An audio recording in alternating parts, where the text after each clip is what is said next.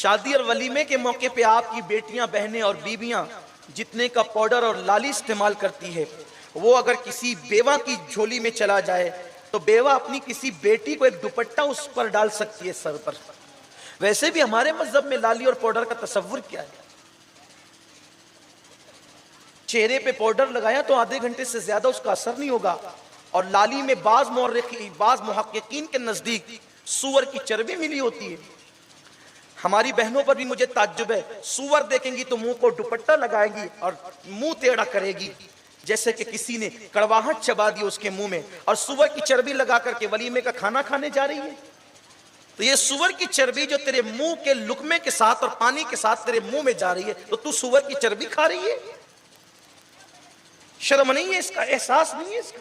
نہ مرد منع کرے، نہ بھائی منع کرے، نہ بیٹا منع کرے، کون روکنے والا ہے؟ کون ٹوکنے والا ہے؟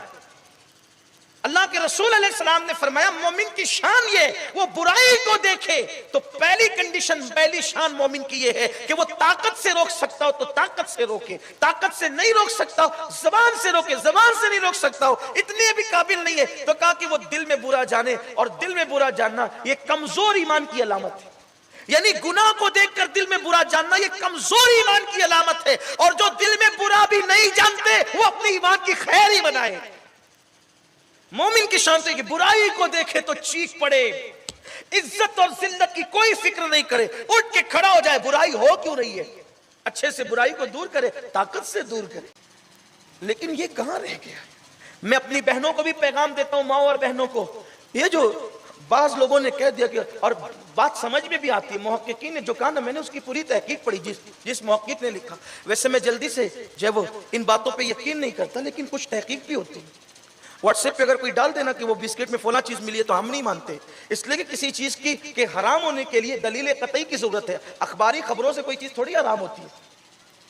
لیکن اس محقق نے یہ لکھا کہ دوسرے، کیونکہ انسان کی جو حرارت ہے وہ 37 درجہ سینٹی گریڈ ہے نا، انسان کے جسم کی حرارت جو ہے، تو اگر بکری یا گائے یا مرغی وغیرہ کی جو چربی، اگر مرغی کی تو چربی کتنی ہوگی، لیکن اگر یہ چربی اس میں ڈالی جائے تو، اور وہ سرخی ہونٹ پہ لگائی جائے تو وہ گرمی کی وجہ سے پگھل پگھل کر ٹپکے گی، وہ جو حلال جانور اس کی چربی نرم ہوتی ہے۔ سور کی چربی سخت ہوتی ہے کہ لگنے کے بعد وہ پگھلتی نہیں، یعنی ٹپکتی نہیں، اسی لیے بعض محققین نے کہا ہے، میں بعض کی بات کر رہا ہوں، قید لگا رہا ہوں جن کو میں نے پڑھا ہے، تو کم سے کم بہنوں کو اس سے بچنا تو چاہیے۔ چلیں اگر ممکن ہے یہ تحقیق آپ کے نزدیک ڈاؤٹ فل ہو تو مشکوک تو ہے نا، حرام نہ صحیح مشکوک ہے، اس سے بچو۔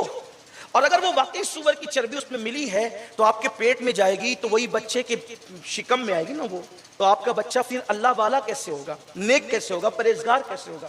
بچے صرف تقریر سن کے تھوڑی نیک بنتے ہیں، اس میں کچھ ماں باپ کا بھی رول ہوتا ہے۔